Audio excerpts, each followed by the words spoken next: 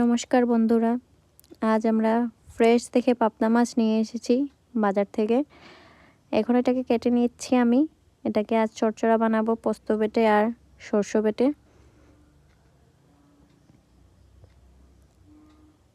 মাছগুলোকে ভালোভাবে কেটে নিলাম আমি।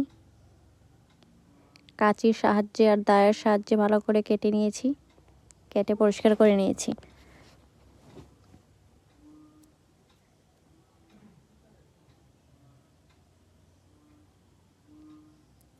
তারপর মাছগুলো ভালোভাবে ধুয়ে নিয়েছি। এখন তার মধ্যে একটু লবণ দিয়ে দিচ্ছি, সাথে দিয়ে দিচ্ছি হলুদ পরিমাণ মতো। ভালো করে এটাকে আমরা মেখে নেব, মেখেটাকে ভালো করে ভেজে নেব।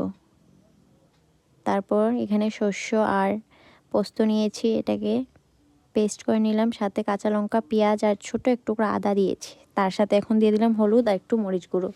তারপর সর্ষের তেল দিয়ে দিলাম। তারপর গরম হওয়ার পর কালো জিরে একটু দিয়ে দিছি। তারপর দিয়ে দিলাম পেস্ট করে রাখা। তারপর দিয়ে দিলাম কাঁচা টমেটো, পাকা টমেটোই। তারপর দিয়ে দিলাম পরিমাণ মতো লবণ। তারপর এটাকে ভালোভাবে নেড়ে চেড়ে মশলা ভালোভাবে কষিয়ে তারপর দিয়ে দিলাম গরম করে রাখা জল।